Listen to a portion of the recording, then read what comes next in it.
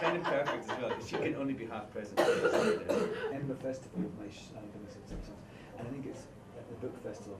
I've come to Israel to be the ambassador for the Tel Aviv Pride Parade, and also I'm receiving an honour at the Tel Aviv Gay and Lesbian Film Festival, and I'm here really to support and celebrate the LGBT people of Israel and their rights and respect that they have in this country.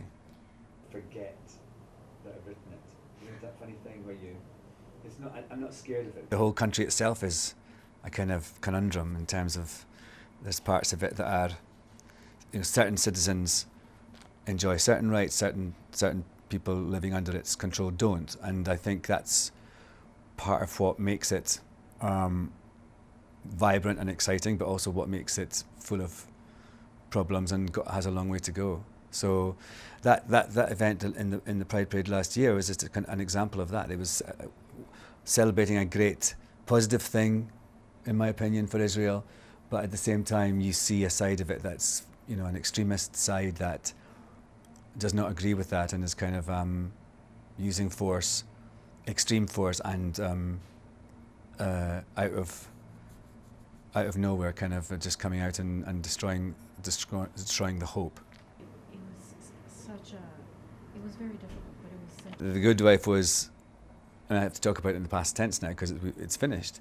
I feel it was something I just kind of fell into, that suddenly, 6 and a bit years later, here I am, and it's something that I feel very proud of. I feel very proud that the show, on a network as well, because networks are not known for their kind of adventurous nature in terms of narrative and what it allows the writers to do. And what I really liked about the show was the fact that it didn't tell the audience what to think. And I think so much of American media in general tells you what to think. It kind of shoves its opinion down your throat.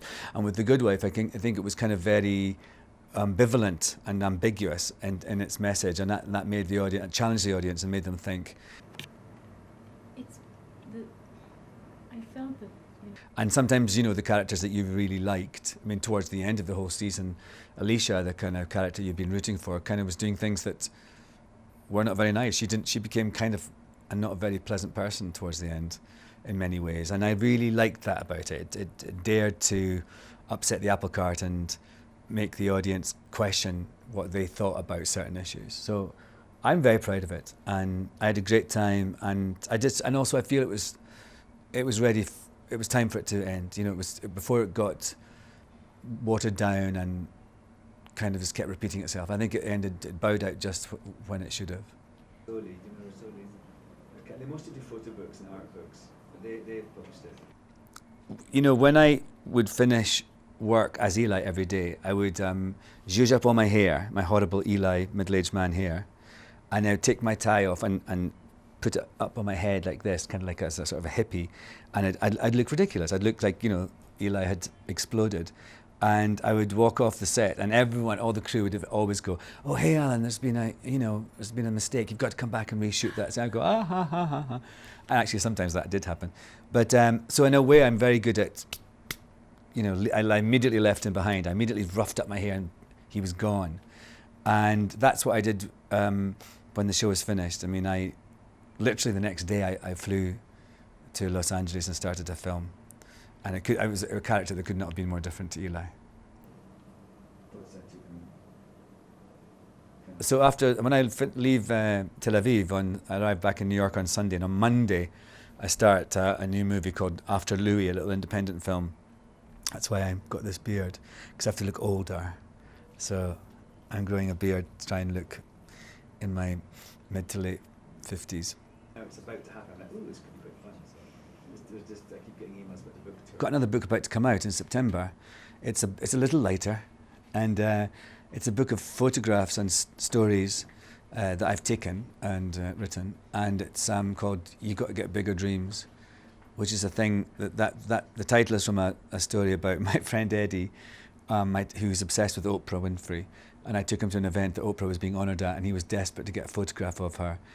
And anyway, it's a long, complicated and hilarious story, but ultimately a moment comes where Oprah's walking towards us and I've got the camera and I am trying to zoom out because I was zooming away into her table and she's coming towards us because she's on the way to the loo.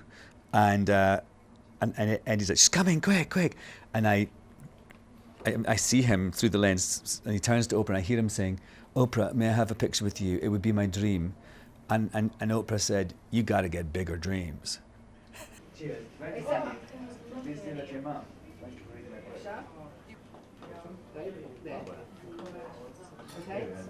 Yeah, put me in Like too. this?